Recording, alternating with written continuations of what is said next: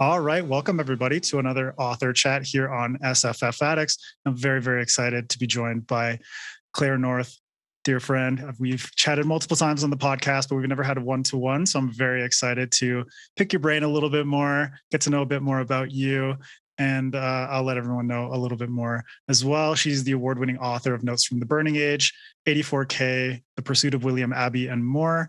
And her latest book is Ithaca, a retelling of Queen Penelope of the island kingdom of Ithaca, wife of Odysseus in Homer's The Odyssey. And the book is out on September 6th through Red Hook Books. So welcome, Claire, and congratulations on the release. How are you, and how are you feeling about the new book?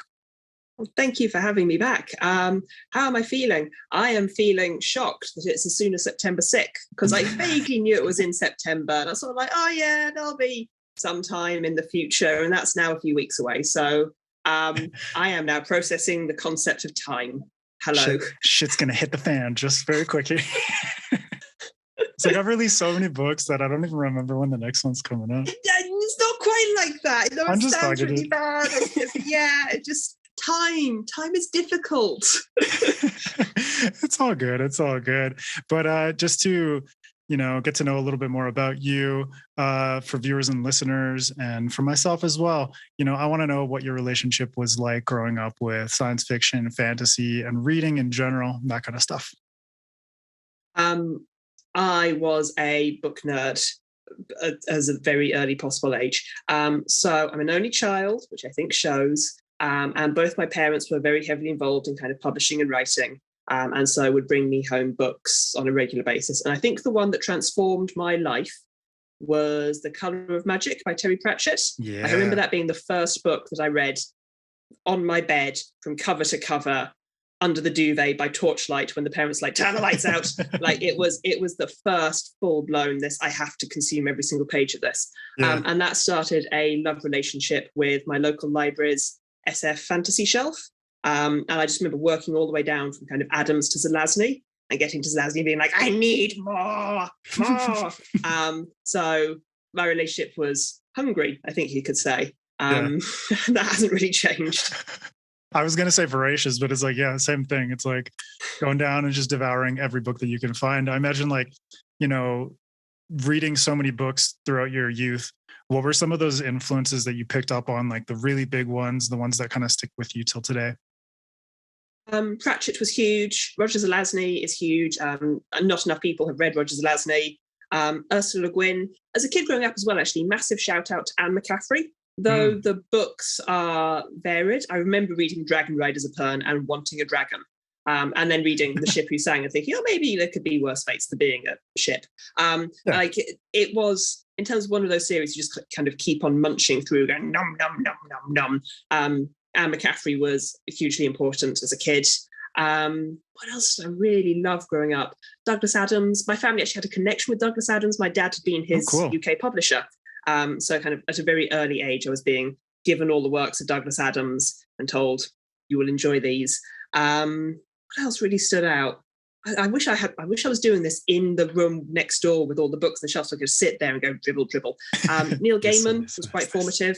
I remember reading Sandman kind of in my mid-teens, and it was the first time I'd appreciated that comics and graphic novels might also be something I'd enjoy. So that was a big deal. Yeah. Did you watch the new Sandman TV show by any chance, or have you checked it out? I have started it.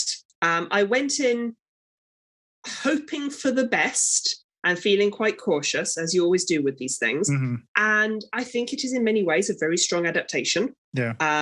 It's dodged some of the more things that have not aged that well in Sandman. Yes. So there is a lot that has not aged well in Sandman. Yeah. And it's made some quite savvy decisions, which I think avoid some of that up to this point. A bit like Sandman, there are some episodes that grip you more than others. There are some things that grip you more than others. It is visually splendid. It is visually gorgeous. I love the color palettes. Did it need making? I don't know. But if it introduces whole new generations to Sandman, albeit with the critical hat on of remember this was written in a time and a place, then that's probably a good thing. Yeah. It's one of those adaptations where I think we can all breathe a sigh of relief and go, well, I don't think they screwed that up noticeably. Yeah. And that I'll take that any day. I think that's like the best anyone can hope for with these kind of adaptations. Because I remember watching The Wheel of Time last year and being like, and then I kind of went into it like you, a bit cautious with the Sandman. But I'm like, okay, yeah, they trimmed the fat. They got rid of the things that I agree with you that very outdated. But all in all, it's like, well done. Well done. Yeah. I mean, I'm going to now commit heresy. I never really enjoyed the Wheel of Time books growing up. I That's did totally read them fine. because a huge influence on the genre, and a bit like Tolkien and to a certain extent kind of Arthur C. Clarke and Isaac Asimov, you read them and you go, I honor and respect what you have done for the genre and everything you've brought to the genre. Do I necessarily like some of these works? Not necessarily. Do I like how they've aged? Not necessarily, but respect. And then I did watch some of Wheel of Time. And my main problem with it was actually quite similar to the problem I had with the book, which is that fundamentally the heroes in italics are just the least interesting characters in the entire thing. They're just the least interesting characters. And minor spoiler, but you're a princess, and you're a princess, and you're a princess, and you're a sacred wizard, and you're the chosen one, and so are you, and you're special, and so are you. And it's like, my God, everyone is a princess and has secret magic powers. It's like it's like the participation ribbon of fantasy. Everybody gets one. Everybody gets a kingdom and a wand. It's like, and it was seminal. And also, in many ways, the problem with the TV series was its loyalty to so many things. It just threw into sharp relief how everyone is a princess and the chosen one in a different way. Sorry, that's my heresy done. Otherwise, huge respect to the grandfathers of the genre, but goodness. Yeah. Goodness. It's all good, Kat. Nothing against you. But huge respect, honest. Going in a more positive direction, your career started quite young.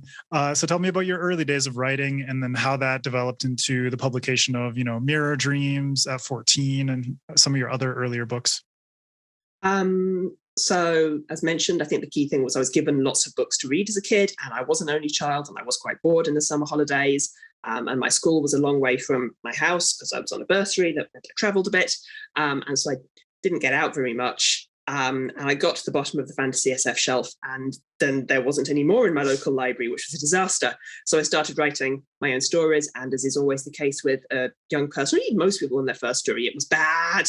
It was bad, and will never see the light of day. And then after a few years of bimbling at that, wrote Mirror Dreams and showed it to my parents, and they were good enough parents to be like, we're very impressed that you've done this thing. Well done. And they were good enough publishers to be like, don't assume anything will happen. You can send this to people and they'll read it and they'll probably reject it. And that's perfectly normal and is the very likely consequence, but go and give it a shot. And they knew at least one agent who would at least read it, which is already a big leap forward. Just having someone willing to read the work of a teenage was a huge leap forward. And sent it to her, and to everyone's surprise, she was like, this isn't dreadful. And I've been with her for the last 22 years. And I've been with my publisher for the last 22 years. So I had an incredibly easy and fortuitous run up into publishing. And I'm aware of how lucky I was in terms of quite an easy entry point. A lot of the time, the payoff of an easy entry point, particularly when you're a young writer and a teen writer, is that you are a one-hit wonder. You churn out one book and then go mad and then never write anything ever again. So I got very lucky that not only were my agent and my publisher eventually willing to read the book and consider it, but they were also willing to stick with me through, doing your school exams and puberty and, all of that. It's just like 4 years of fucking high school and all that kind of stuff. Yeah, but my agent was very good. She'd send me emails going, I need you to stop writing novels now and do your revision. And again, I could sense my dad's influence in that, a certain amount of, I know that you're liking writing books, but you must now pass your exams and get a real job. Which I think was very healthy and useful. Yeah. It's like a little bit more of that like pragmatic side to be like, yeah, get your shit together. This thing's cool, but there's some other stuff you got to focus on. Yeah. And it's probably helped that you had, your parents to guide you along the way earlier on.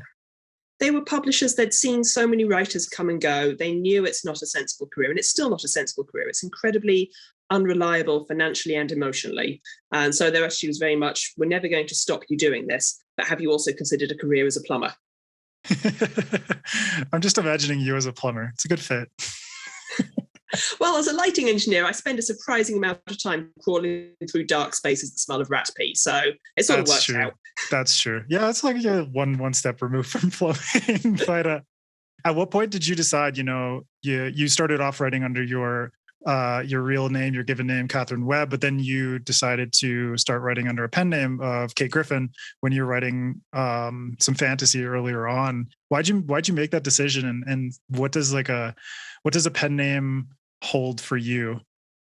It wasn't my choice. It was my publisher's idea. Okay. And it was essentially a way of slapping kind of a film rating certificate on the Kate Griffin works. The Catherine Webb books had very much been young adults. And then the Kate Griffins, there was more swearing and violence. And so it was kind of a way of having a soft pen name was a way of still making it clear it was me and not losing track of everything I'd done that far, but also making it clear it was a different direction. Same thing with Claire North. Claire North was initially a closed pseudonym because they wanted to pretend that I'm not a science fiction writer, but I was in fact someone literary and deeply connected with whatever literature is. And that lasted all of 5 minutes, and then they admitted it was me. But it's a way of indicating a different direction. It was also a way of, back in the day, getting my books away from the bottom of the shelf, because this is a distant memory now, but there were times when the way you got books was by going to a bookshelf in a bookstore, which doesn't happen very often now, but please support your local independent bookstore. And in the science fiction and fantasy section, having the surname Webb puts you down at the bottom of the shelves next to Roger Zelazny, where they have him, but then also next to kind of the Buffy the Vampire Slayer spin-off books and the Star Wars spin-off books and like the soft porn vampire books. It's like that weird, like the weird transition space on the shelf where it's like, here we're going from, science fiction, fantasy, what have you, and then maybe into comics or maybe into, adaptations like Star Wars and what have you, or Buffy, or, things that are a little bit saucy, some boobies on the cover. Yeah, exactly. And so my publisher was like, have you considered having a surname that's more at eye height in bookshelf land? So it was a way of doing that. And emotionally, I have no attachment to any of these names. I don't care who I write as, so long as I'm allowed to carry on writing. I don't feel ownership in that sense. If you're writing a book and then you're like, oh, this book is mine and my precious and only my word and it counts, then you've missed the point of books. No one owns it. Everyone has a different take on it. Just feel grateful that people are still paying you to do it. Yeah, because it's like, I've had conversations with friends where the moment you finish a book and get it published, whether you self-publish or traditional publish, whatever, you put it out there and it's no longer your creation. That happened to me as well while I was tattooing. It's like the moment I put it on someone else's skin, it's not mine anymore, And at some point, to some degree, it's like it never was mine to begin with. It's like someone asked me to do this thing, and then I would put it on their body and give it to them in this permanent state, and then they would carry it on to wherever they went, and I would most likely never see that tattoo again. But it's kind of like, instead of killing your darlings, it's just like letting your darlings go and letting the world react to it in their own way, and that's kind of part of the creative process. You can feel pride in what you've done, but you can't change how other people see it. Yeah. So, take the pride, take the happiness, take the joy of the making, but don't think that you then get to turn around 10 years later and go, well, I think you'll find, because you can't. It's other people's views are as valid as yours. Yeah, exactly. And then, you just sound like a pompous ass if you get all uppity and own you, like have that little bit of like ownership kind of thing going on. And, I like how you mentioned earlier, it's like Claire North was kind of obviously the eye level thing, but also in terms of presenting a name that's more literary and just a certain aura around this new pen name. But for you, a lot of the books that you've put out since you started writing under Claire North, have been more cerebral and witty and adult oriented and that kind of thing. But like, what does that offer you as a creative individual? That's a tricky question. I loved writing as Catherine Webb. I loved writing as Kate Griffin. I loved writing as Claire North. They all do very different styles of writing, and I do miss kind of the Kate Griffin stuff in particular. I feel there's unfinished work there. But Claire North, I suppose, initially certainly was a freedom from series, if that makes sense. Just standalone novels. You have an idea, you have a whim, and then you poke at it until it goes squelch. And so in that sense, it was quite liberating because she's not bound in the same way as Kate Griffin or even Catherine Webb were to a style or a genre that you can muck around a lot. So like Notes from the Burning Age, it was in many ways an attempt to do utopian novel, whereas 84K is the most miserable dystopian thing I have ever written in my entire life. My God, it's so grim. But because there's a running voice, obviously, because it's me. And so there's a running connectivity through it, but it's such a loose, nebulous connectivity that there's a lot of freedom to muck around within what Claire North is, and muck around with language and voice and style, and just, poke at those barriers and see how much I can knock them down before my editor whimpers. It's like, how much can you handle? I love my editor. I'm so grateful to her. She's amazing. I do feel embarrassed sometimes when I turn around to go, so I'm going to do this. And she's like, well, I can't stop you. I'm like, thank you. Oh, man. Like, just on that point you made, a lot of your books, all of your books really tackle a lot of big themes. You mentioned utopianism in Notes from the Burning Age. I would also say climate change is a big one in there as well. And we spoke about that during episode 6 of SFF Addicts. But I'm curious, with a book like Notes from the Burning Age, when you're thinking about something like utopianism or climate change or the fucked up state of the world that we're in right now, how has your perspective, shifted over the years, or even since the last time we spoke about it in September last year? Yeah, I mean, in many ways, I'm privileged to have had quite a long career now, ironically, even though I'm obviously sound like a 7-year-old and squeak like a teenage child. But when I was growing up and writing, I grew up in a safe, middle-class, English, white woman bubble. Like, I believed that, like everyone I knew, people were going to vote for left-wing parties and do the right thing and stand up for ethical values and do their research. And then I got to university and that got a bit dented. And then the financial crash happened and that got very dented. And then the Conservative government got elected in, and suddenly I realised that my bubble was an incredibly privileged middle-class lie. And roughly around that moment, my books took a sharp tangent towards talking about social injustice and climate change and misogyny, because I was literally growing up. I was leaving the very safe, privileged bubble that I'd lived in as a child and teenager, and I was hitting the realities of the world, and the realities of the world are, as you say, often problematic. They need a lot of pointing at. And I'm no way interested in being a didactic writer. I think that if you're going to do didactic writing, you should be a journalist, and that's an incredibly important thing. I'm interested in telling stories and emotional stories and stories that mean something. And through that, ideas will come out. But certainly the process of growing up should be the process of opening your eyes and realizing that the assumptions you've made about the universe are exactly that. They were assumptions. They were not accurate, and they need to be questioned and challenged. So I suspect what you've seen is the process of me aging into the withered, grey-haired old biddy I intend to become. The angry biddy marching up and down, going, oh, things were different when I was young. I'm excited to see that aging process occur. Maybe in 15 years we'll catch up again, and we'll both be a little bit more wrinkled, a little bit more gray-haired. But it's really cool to see your process evolve and the ways in which you're growing up, but also tackling themes that a lot of people deal with as they get older. Like in 84K and the Pursuit of William Abbey, the 15 Lives of Harry August, you're dealing with really heady shit like life and death and identity. And so it's like, for you, do you feel like writing a story, I'm not even going to say a book, because, like you said, it's like you're not a didactic writer. So there are other ways that people can express themselves. But for you, through fictional stories, how is that a viable way to sort of wrap your head around something, whether it's death or life or any other big concept that is really megalithic and hard to wrap your head around, difficult to process on a day-to-day basis? Well, I think if you take, for example, climate change, which we have talked about before, but it remains a drum worth banging. One of the problems we have with climate change is that if you communicate something in statistics, it's basically meaningless. In 2021, we lost forestry on the planet equivalent to the size of Portugal.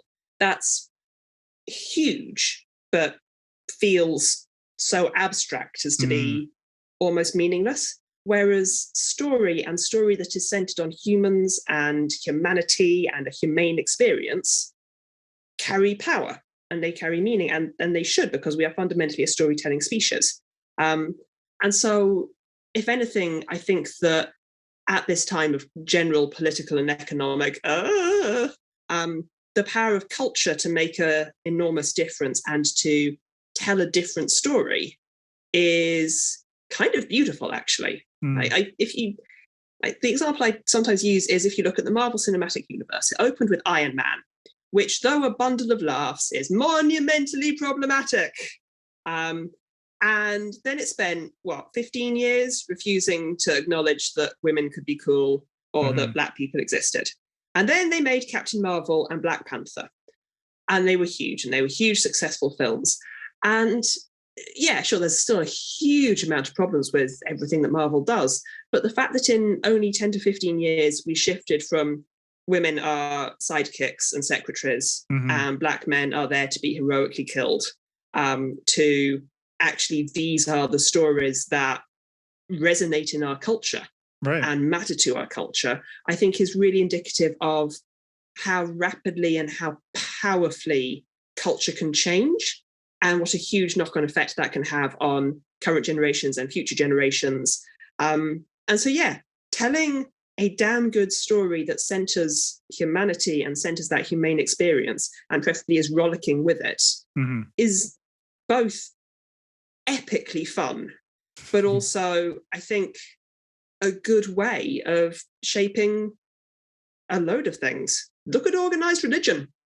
Massive tangent there, but just look at organized religion. Great storytelling. The power of stories, yeah. Or in your case, the Iliad or the Odyssey, and kind of transitioning to Ithaca, the power of storytelling. Good segue, right? I love that. That was awesome.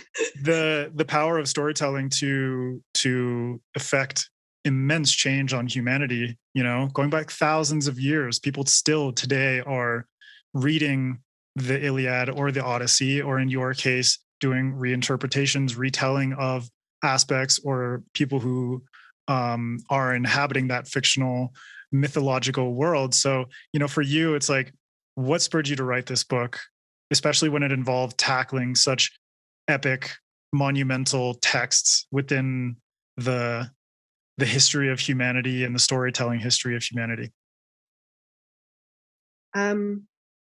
I'm going to do myself down at this point, and I hope it comes across okay. You always do.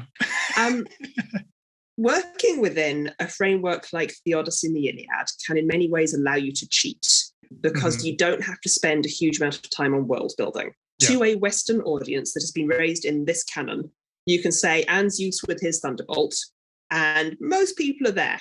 Very much like, okay, yeah, we have arrived in a place and a toga. Not that togas were a thing, but never mind. It doesn't matter if togas were a thing. If you have a strong sense of what this looks like in your head, and it's a toga, awesome sauce. Like, we have arrived in a place and a mythology, and you can smell the olive branches.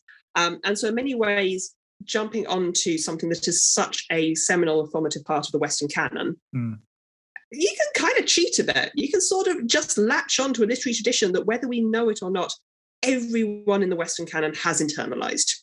Like, you may not have consciously set out to internalize the Iliad and the Odyssey, but at some point you'll have internalized something. And so actually, a lot of the work is kind of done by the existence of literature. So you could tell the story in many, many other ways, in many other contexts, but putting it in something that is so primarily a part of where we come from a literary point of view is actually easier than you think. It's kind of let's imagine that it's hard, but admit in our hearts that you can also sort of cheat a little bit around the edges. So is this your way of like taking it easy for one book? It's just like, I just want to chill, just pluck a few things from here. You can't take it easy in as much as you've got two very strong competing factors. You've got the history of the time which is set, which is the Mycenaean era, about which we know blessedly little, but enough that you can really screw it up if you get it wrong. So there is a history that you actually need to pay attention to. And then there's a mythology, and the mythology is all over the shop in terms of retellings, but also inconsistencies. Like, how old is Achilles? How old is Achilles' kid when he raises Troy? What? Like, how Theseus did what to Helen? Like, none of it makes sense. And so you've got this massive mythology sitting next to this history, and disentangling it into a story that holds up again to a modern readership takes a certain amount of treating it with both respect in as much as you have to know what you're dealing with, and then disrespect once you know what you're dealing with, to go, okay, we're going to discard X, Y, and Z.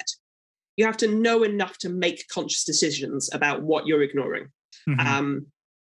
And that takes a certain amount of finessing. And certainly when I got into writing Ithaca, I just wanted to write a straight up geopolitical drama. I was like, okay, the king's gone, the queen's got to rule the land, the queen cannot be seen to rule, she cannot marry anyone, but neither can she say no to anyone. This is the story of Elizabeth I of England, only in ancient Greece. Let's do geopolitics. And the editor, again, bless her, was like, are you aware we're a fantasy imprint? It's like, damn, that's gonna mess things up a bit, actually, because now you have to respect the geopolitics while also acknowledging the existence of mythological elements and fusing those two together in a way that is satisfying and doesn't undermine one or the other. It's a bit of a juggle. And so how did you approach that in terms of like bringing the mythological elements in, and subtly infusing it? Obviously the POV is from, an omnipresent perspective of a goddess.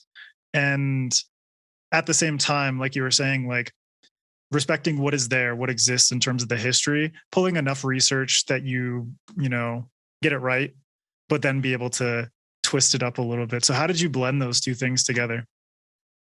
Honestly, the breakthrough in terms of recognizing it is also a mythological world was having a goddess narrator. I didn't want to have chimeras and mythical beasts crawling all over this narrative, because it would have undermined what I think is the most interesting part of it, which is the geopolitics. Geopolitics doesn't sound sexy. The thriller element, the thriller part of being a queen trying to maintain this kingdom while being beset by pirates and suitors and murderous kings. Like the exciting, dynamic Game of Thrones vibe. I wanted that. Yeah. But if you throw in too much mythology, you risk undermining it, because then someone can turn up on a dragon. So acknowledging mythology for me was about having the goddesses as narrators and kind of the perspective they brought and the extraordinary bias they brought. But also, in a way, you can have the goddesses and you can see their contempt for most mortals by having them involved. There are these mythological elements and they don't give a damn. They're very, very limited in their interest. People can suffer and people can die, and they don't really care, except for maybe one or two very special chosen ones. So it was nice having Hera as the narrator for the first book. Also, side tangent, if you look at the history of Mycenaean Greece, there is some archaeological evidence that in that period, kind of women deities were incredibly powerful figures, that the kind of the mother god, the goddess of Mother Earth, was a worshipped and potent figure of great power. And you could look at kind of the figure of Hera and say, well, if this was Mother Earth, she would be hugely important. By the era of Homer, the goddesses have been reduced to adjuncts on the side. They're not of any real relevance, except maybe Athena, but she's so masculine in everything she does that questions can be raised. And if you look then at the stories of Homer, arguably it marks the end of powerful females in mythology. You've had Medea, she was complicated. You've had Ariadne, and then you finish up with Clytemnestra, Helen, and Penelope all living at the same time. Clytemnestra is a murderous queen and must be killed. Helen is a treacherous little hussy and must be punished. Penelope is the only woman who gets off lightly, in italics, if you consider 20 years of waiting for your hubby to come back, lightly. And she is the only woman who gets even the slightest shrift from Homer. And so if you look at it in a kind of really broad literary but also historical perspective, you can see a change from females as powerful figures, as figures of magic and awe and wonder, as Hera might well have been in the Mycenaean era, to you are the housewife, stay home and wait for your husband. And I think that's a really interesting thing to explore. Yeah. The hell. Yeah. But that was probably, I imagine, your impetus for focusing on Penelope. It's just like, getting short shrift from Homer and just this 20-year period of what the hell is going on? What's she up to? Something's happening there. Was that like really exciting for you to be able to dive into those 2 decades and kind of pick a point to be like, this is where I'm going to put my geopolitical thriller and have the mythological machinations? Because there's kind of this cool duality of like the geopolitics of of the Greek pantheon, but also the geopolitics of the island of Ithaca and the surrounding island kingdoms and stuff like that. Was that really enticing for you to be like, here's someone who's not detailed and not given the story that they deserve? Yeah, there's a huge gap around Penelope. She's written as very clever, but spends a lot of time crying in her room, which means you can ask the question, if she's very clever, why is she crying in her room? Like, is there a subtext? And there probably isn't a subtext because Homer, but let's imagine there's a subtext of crying in your room as a very powerful tool. If people think that you're weak and weeble and only good for weaving a funeral shroud for your father-in-law, and the only reason you haven't chosen a man is because of your breaking heart, how can you use that? How can you use people's perceptions of what you are to actually be incredibly powerful? If people don't think you're capable of anything, how much can you get away with doing? Like, what power could you actually wield? They just can't imagine you having. And I found that really interesting. The idea of being a ruler, but no one really noticing that you are, is delicious. I can imagine. And how did you approach that then? Like, gonna focus on Penelope as my main character. And then what were your goals in both retelling her within the context of the Odyssey, but also fleshing out her experiences in this way that you described, like what's going on behind the scenes, underneath the surface? What kinds of things is she doing at night in the shadows, whispering into somebody's ear while front facing, being a weeping widow kind of deal? I think my approach is always to ask what would screw these characters over the most. It's the question I think every author should always ask of every single book they ever write ever. Yeah. What would screw, and it doesn't have to be death, it can be heartbreak or loss. What would screw this character up the most? I always think that's a fascinating way to explore a story. So with Penelope, what would screw her up the most is arguably the return of Odysseus, because that's going to cause problems. Hang on for book 3, guys. But also having to be seen to make a decision, having to marry a suitor. Definitely going to cause civil war. If she marries Bob of Corinth, then Simon of Sparta will kick off. If she marries Simon of Sparta, then Jeremy of Pylos will kick off. She can't marry any of them. I wish they all had those names. I wish they had names. It would names be like so Jeremy much easier. Oh my God, so many of Homer's names around Phinemus, Antinous, Alcinous, just like, guys. Anyway. Here's Kevin of Kephallonia. It's like, come on, guys. It would be so much simpler. But yeah, the question is always what would screw this character up the most? And I'm always fascinated to see what emerges. I don't necessarily go into it with a very strong idea of what they might do in response to it, because I quite like finding that out as it goes along. But I like posing the question, what is going to really screw up this universe? Yeah. So what's the impetus? I don't think it's a massive spoiler to say that in book 1, the impetus is a suitor absolutely getting ideas above his station and doing his very best to destroy the balance of power. And what do you do when someone's actively attacking you and actively threatening you and is going to bring about the destruction of your island and potentially the death of your son? What do you do if you can't be seen to do anything? Mm-hmm. I just, again, from as someone who also loves John le Carré, the idea of that kind of shadow war, that very tense needling and poking at shadows is, very, very pleasing from a narrative point of view. I mean, you did that in Notes from the Burning Age as well. It's like you had this, for me, it very much felt like a Cold War spy thriller wrapped up in a world that is completely removed from anything that was going on during the Cold War. But it was really cool to get that sense. And it's like I felt those little machinations happening in this one as well, especially with like what you saying, like the rules of hospitality conflicting with what you know is going on or what you suspect is going on, and how do you broach those subjects or uncover the lies, all the while being a good host, providing food for everybody, making sure everybody's well fed, well rested, drinking, enjoying, celebrating. And then little do you know that little fucker in the back is just like messing about in your island and just aching to ruin everything that you're trying to build. That's a better summary of the book than I could have managed.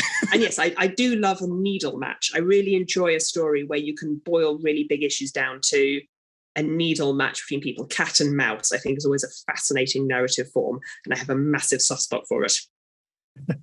It's kind of like Penelope knitting her shroud on the loom is is a metaphor for everything, the needle match that's going on Ithaca. But you mentioned earlier how it's like in the Mycenae period, there was, a lot of women god worship and this sort of dying out by the time of Homer and the Odyssey and all of that. But I think you do a really good job of using Ithaca as a platform to recenter the focus and take away a lot of focus from the men and focus on Penelope, but also the women surrounding her. So there are a lot of women who are helping her along her journey. She has her little clique, her little like group of women who are like her employees essentially, but her besties as well. They help her out. But then you also have the women who are just commoners, a lot of them, or they're working in the palace or what have you. But all throughout the novel, you have this progression of giving them more and more agency, which I think is really important in the sense of here are all these suitors, here are all these men who are vying for power and doing all their bullshit, burly, masculine politics and geopolitics and machinations and all that kind of shit. But you have the women behind the scenes accruing more and more agency and more power. And I think that was really powerful. But for you, how did you go about handling that aspect in order to make it, on the one hand, a thrilling and fun narrative, and then on the other, making it satisfying to get that shift in power once the men realize like what is actually going on? I think there are probably two parts of this. The first is that in a lot of Greek mythology, and sometimes in Greek retellings, you have a lot of waiting around for a man to turn up. Electra is waiting for Orestes. Circe is waiting for Odysseus. Like everyone is waiting for the man to turn up for the story to progress to a certain extent. Yeah. And Penelope is waiting for the man to turn up, but it's a real problem if he does. Like Odysseus turning up will just destroy the power, and there's no reason to think he is going to turn up. And so it was nice to have the freedom of, well, there's a lot of gaps in her story where you can just imagine anything you want, really. You don't have to wait for a man to turn up. A man turning up is not desirous. And I wanted to go out of my way to make sure that everyone was like, oh, Penelope, you must be missing your husband. For her to be like, it's been over 18 years, guys, at the time of this book. I knew him for like 9 months, had a baby, and then he went off to war. Mm-hmm. Because canonically in the text, it does say Telemachus is a babe in arms when Odysseus gets dragged off to Troy. Right. And, in regal marriages, your first job is to procreate. How long could they have realistically been married? Mm-hmm. And so Penelope gives you the freedom of a character who, though famously is waiting for her husband, is arguably one of the least waiting around potential characters there are, which means you don't have to hinge your story on at some point this person will turn up. You can just ignore them. I don't care if they're going to turn up. It's not relevant to her day-to-day living. So that's part of it. The other part of it is that the appeal of Ithaca as a place is that if you logically think about it, Odysseus sails to Troy. He takes the flower of Ithaca's manhood. It is likely that over the course of 10 years, a lot of the flower of Ithaca's manhood will die a terrible death, meaning you're sending more of the Ithaca's manhood and more of Ithaca's manhood and more and more and more, meaning that by the time you get to the story, you've probably lost 3 generations worth of men. Yeah. Anyone who was 18 at the start of the Trojan War, gone. Anyone who was 18 in kind of the last 2 years of the Trojan War, gone. Anyone who was 40-ish at the start of the Trojan War, gone. Anyone in between, gone. Meaning that by the time you get to 18 years afterwards, your probably oldest gentleman is in his 60s, and your youngest is maybe turning 20. Yeah. And then there's this just massive generational gap in between. Everyone's gone. They all went to Troy. All the men went to Troy, which means it's not even a question of giving the women agency. They have to have agency. There is literally no one left. And so you can put a story on Ithaca and you don't have to worry about the women being oppressed. Yes, culturally oppression is happening, but it doesn't matter. The oppressors are gone. They be dead. They be so dead by now because Poseidon has really had his day. And so it's not even a question of taking agency. They just have to have it. And I find that, again, narratively, you could argue it's a cheat, but it's also very relieving in a way that you don't have to spend an entire book fighting tooth and claw to achieve small victories against oppression. You just have to. The women just have to do it. It's great. I like it though, but you do give some of the male characters a little bit of development, especially Telemachus, as the son who's left over, the babe in arms, and Odysseus just goes and does this thing and then ends up just fucking on an island for Lord knows how long. Yeah. Telemachus, he is a reflection of Penelope, but also kind of the shadow of Odysseus, not necessarily Odysseus as a man or a father, but more like the shadow, his reputation and that kind of stuff. So how did you approach him in particular in relation to his mom, but also in relation to his long lost father? On the one hand, I have a great deal of sympathy for Telemachus. On the other hand, I think he's a little shit. I compared to some of the nice men on the island, compared to like Kenelm, the lovely Egyptian, or even Laertes, Odysseus' father, who I really warmed to. He's awesome. Telemachus is a messed up little pup. And one of the reasons I think he's a messed up little pup is because what men are left are telling him what it means to be a man. And the Trojan War says that to be a man, you must be as strong as Achilles and as brave as Hector, even though Hector was on the wrong side. And you must have the ferocity of Menelaus, and you must be this epic warrior who needs nothing and no one and suffers stoically and never expresses their feelings. And you like, that's what you must be. And the Trojan War also tells you that women are weak and treacherous because the ultimate woman is Helen. And what was she good for? Which means if you're a kid being raised in the shadow of that image of manhood, and that's what's being conveyed to you. And it's not just being conveyed by the men, it is also being conveyed by the women. They have internalized this story too, because stories are powerful. If you're being told that that's the kind of man you have to be, and there's no real male examples in your life of masculinity, then the masculinity you're going to grow up with is poisonous. And again, it's not really his fault. It's the stories that the culture is telling him, and it's the lack of decent male role models, frankly, around him to show a different way of being manly. And so by the time we meet Telemachus, he's kind of, it's about 18 by the time we meet him. He is a confused little shithead. Again, not really his fault, but on the one hand, his mother has protected him, but you cannot be a man if you're protected by a woman. It is utterly unacceptable. And he can't take control of Ithaca. He doesn't have the power. His entire power rests in his father's name, and his father's name will always be more powerful than his. So how can Telemachus ever really be a proper man if everyone's just comparing him to his dad? I mean, poor Sprat. I do hate him, but I feel great sympathy for him.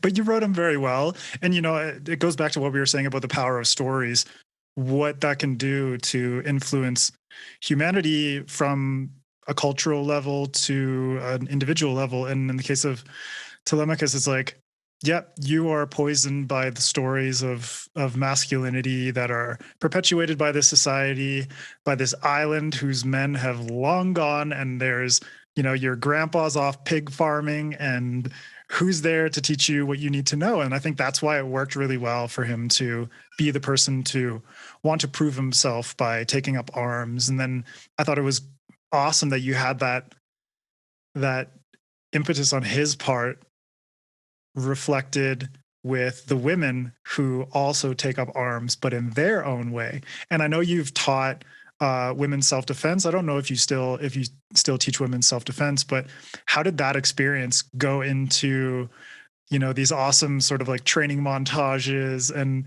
this is where like your little spycraft stuff comes in. And I'm just like, these women are just like on a fucking espionage mission, and it's awesome.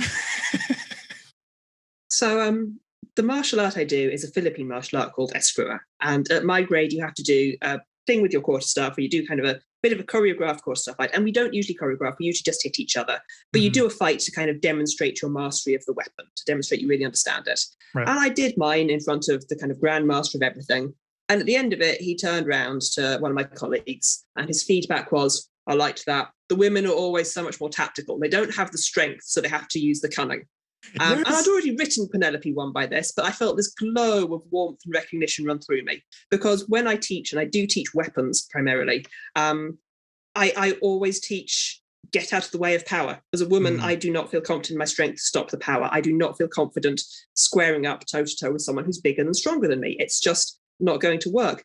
Right. So I always teach, get out of the way of the power, keep moving. You're faster and you're lighter a lot of the time than the people around you. So use the reach of a weapon. A knife does not require massive physical body strength to use. Use it tactically, pick your targets, don't stand still. And I think a lot of that did translate into how I approached writing the women when they take up arms. It's insanity for a woman to stand still in front of a heavily armed male with it's just don't do it. Just don't do it. Keep moving and keep hitting. And so it made logical, tactical sense that the attitude of the women would be, we hit and we run and we hit and we run. And there's no honor in it. One of the perks women have is that, again, all the warriors of Greece in this time have been raised on stories of honor. Yeah. And it's very unlikely that honor actually applied on the battlefield of Troy. You stabbed and you ran away. Like that's just what happens, guys. But if the stories are, you stood face to face with your foe and heroically the shields did clasheth, then in many ways, that's going to be a problem if that's the story you've internalized, because that's going to change how you fight. And it's going to make you much more vulnerable to people who don't fight that way. And so in many ways, the women aren't just weaponizing cunning and guile, they're also weaponizing the stories that the men have been told about how battle happens. The men have been told by the poets, and they did stand mightily, and the women don't give a shit. Just do not give a shit. They want to fight and live, and that's all that matters. Yeah, but it comes out in this like cunning brutality that I absolutely adored. It's like seeing all of the culmination of this training and everything, and it's just like, just beautiful. Thank you very much. Yay, brutality. Yay. But on another hand, another thing that I loved about Ithaca was the atmosphere. There's so much grimness, so much foreboding, so much, I guess just responsibility on the parts of so many of the people. And that responsibility weighs heavy on many of the characters. But on the other hand, it's absolutely brimming with wit and satire. And it's pretty much like having a conversation with you like we are right now. It's just like, I know how witty and satirical you are. And so it was really cool to get that on the page to balance out the atmosphere so that it wasn't so heavy, like something like 84K. I feel like this had a level of lightness that really worked with what was going on. And so what was it from your perspective? Why was it important to infuse your wit and satire into an otherwise serious mythological scenario? I think it's quite easy in some readings to look at Penelope and see a witty woman. Certainly when Odysseus comes back and she's like, I don't believe you're my husband, prove it. And he's like, oh, well, there's an olive tree growing in the bed and all of that jazz. There is, though it's not funny, there is a kind of cutting sharpness to her. Yeah. And I think it's quite pleasing to extrapolate that and have fun with it. I also think, frankly, like I've not worked in any workplace, no matter how stressful or how serious, where people didn't have a laugh. 84K was grim. 84K, I think, was unprecedentedly grim. I think in most workplaces, if you're working with people you like and you trust, a rapport tends to be lighter. Rapport in general tends to be lighter. And so it wasn't even a deliberate choice to have wit and lightness in that sense. It's just a deliberate choice to have women who are comfortable with each other. And there can be a lightness from that. It's often quite a dark lightness. It's quite a lightness of, well, we're all going to be murdered in our beds, aren't we? Ha, ha, ha. But it doesn't have to be self-important. And I don't think the women of Ithaca would be self-important. And if you had fun with this one, Book 2 is narrated by Aphrodite, who is based entirely on the voice of Jonathan Van Ness from Queer Eye. And I've just been doing the copy edits on it, and it makes me so happy. I could spend more pages than I've got with Aphrodite going, babe, I love your arms. Did you row here yourself? Aphrodite for the win. That's amazing. Well, that leads perfectly into my next question, which was, the continuation of the series. I know this is Penelope 1. So book 2 is narrated by Aphrodite, which I love. It's like awesome. We get a goddess in each one, narrating things and getting... Babe, you're giving me chin, you're giving me neck, you're giving me, I burnt the topless towers of Ilium. I love it. It turns out Aphrodite is my happy place. I did not realize this about myself. That's amazing. So how was it going from book 1 into book 2? And did it feel like book 2 is just like naturally continuing the story and it's setting you up perfectly for what you want to do with book 3? I knew where it was going. Book 1, we deal quite heavily with Clytemnestra and the consequences of that, which meant that book 2, it was logical to continue to follow the Oresteia and to follow what happens with Clytemnestra's kids, Electra and Orestes. Nice. So it was always very logical it was going to move in that direction. And then book 3 also had a logical destination in place. So from a plot point of view, it was fairly logical and easy where it went. From a writing point of view, my computer motherboard exploded at 45,000 words in and I lost the entire novel and had to start again. And that was a bit frustrating. No. But it's fine. These things happen. I'm lucky it only took 22 years for that to happen. And I've now joined cloud backups like the 21st century woman I am. So that was a blip. Wow. But yeah, there was a logical place to go. I wasn't sure if I was going to be able to do Aphrodite's voice initially because I'm not a fluffy person. But yeah, Queer Eye, sourceful inspiration. And that really helped kind of nailing that down, and kind of having a biased narrator is always a gift because a biased narrator doesn't feel the need to do linkages in a way. A biased narrator can very much turn around and go, well, babes, now we're going to go look over here because I find this really interesting, and doesn't have to faff around going, and here is the convoluted narrative join up. So yeah, that felt natural and easy. And book 3 is narrated by Athena. Again, patron of Odysseus, it makes sense. And just kind of round off that trifecta of goddesses. I was slightly tempted to have book 3 narrated by Artemis, because Artemis is also my all-time favorite. I love her more than words can possibly express. But she would not have been as natural and obvious a choice as Athena. So yeah, there was always a logical progression. And though Claire North, we said earlier, was quite a nice thing for playing around with lots of different stuff, it was also quite nice to have a trilogy and be like, yeah, I know where this is going. I don't have to sit down and think of a new original idea. I can just follow this to its conclusion. Yeah, because you haven't written a trilogy, you haven't written like a series in a long time. So it must have been really cool to be like embedding yourself in this. And then at the same time, I think, it's really smart to be able to, head hop in the sense of goddesses, going from Hera to Aphrodite to Athena. And what you were mentioning about that sort of like, I don't give a shit what's going on over here. I'm going to pluck you and we're going to watch what's going on over there. That to me was like, I got that sense when you had the interactions between the goddesses in Ithaca, and how you could see like Athena's really intently focused on Telemachus, for instance. So what's going on over there? And if this was to be told from Athena's perspective, it's like, okay, fuck whatever's going on in Ithaca, we're going with Telemachus right now. And then Artemis is just like, I just want to like bathe nude in the forest and just like hang out and stuff and hunt some animals. And it's like, reading Artemis is like, yeah, that is your spirit goddess, 100% without a doubt. This is like Artemis. So I really love that. And I'm happy to hear, how the series is going to progress, and that despite your horrible hiccup of your motherboard just crapping out on you, that things are progressing in a very natural and satisfying way for you as a writer. And then once you put it out into the world, it's like, however people want to interpret it, that's the beauty.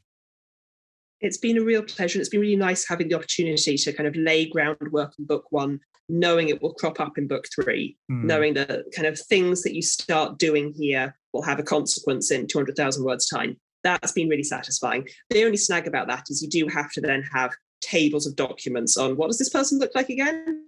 Did they do that thing, or was this some? And again, you start to run into the problem that Homer's names did not help a lot. Eupeithes, Eurymachus, Euryclea, Euryboa. It's like, oh, guys.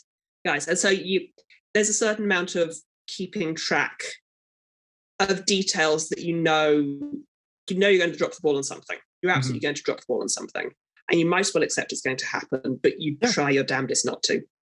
Yeah, pretty much. And I mean, it's like, it's funny because, in storytelling, so often they tell you like, don't pick names that are too similar because it'll be all confusing. And then you're taking characters that already exist from the Iliad or the Odyssey. And it's like, well, shit. Uh, I'm confused myself. I hope the readers are not confused by any of that either. But luckily on Ithaca, it's like there aren't too many, other than the suitors. There are some suitors who had some names, and I was just kind of like, is that, yeah, no. But then it's like the rest of the cast, I'm like, thankfully, everyone's got a pretty distinct name. Thankfully, Homer did not have to say a huge amount about the women. And so you can make up the names of the women because he didn't have strong opinions. That's the beauty of it. That's the beauty of it. And to bring this to a bit of a close, I'm curious, have you ever visited the Isle of Ithaca? I have not. I would love to. I unfortunately started writing this during lockdown and finished while the plague is still definitely a thing. I would really like to. I look forward to the opportunity. I mean, it's worth saying that geographically speaking, Ithaca is a fart in the park. It's a tiny little rock. It's a bimbly little rock, and you do spend a lot of time going, who on earth would be the king of that tiny smudge of land? So there's a certain amount of geopolitical wrangling to work out why this matters. And there are a lot of archaeological theories about why it matters, and which I'll not bore you with. I would like to go one day, hopefully. Maybe I'll go to Kefalonia instead, the island next door. It seems much nicer. I mean, you could pop over to Ithaca for a little bit, but poor little island. You calling it a fart in the park? I'm sorry. I've spent so much time with goddesses who have such a low opinion of it. All of the goddess narrators are a bit like, what is this barbarian backward place that smells of fish? And these little fishmongers, this place stinks. Amazing. Cool. Well, Claire, thank you so much. Just to finish off, if you could share something that you are currently reading, watching, or listening to. I know we spoke about Sandman earlier, but something awesome that you want to share with the viewers and listeners. I am watching Sandman. That is literally what I was watching this afternoon. What am I reading? I've got a ton of books I need to get through. This is going to sound dreadful. The book that's actually currently in my bag right now is intermediate German, but that's not sexy. I've been sent a copy of The Oleander Throne by Tasha Suri, which I'm looking forward to getting going on.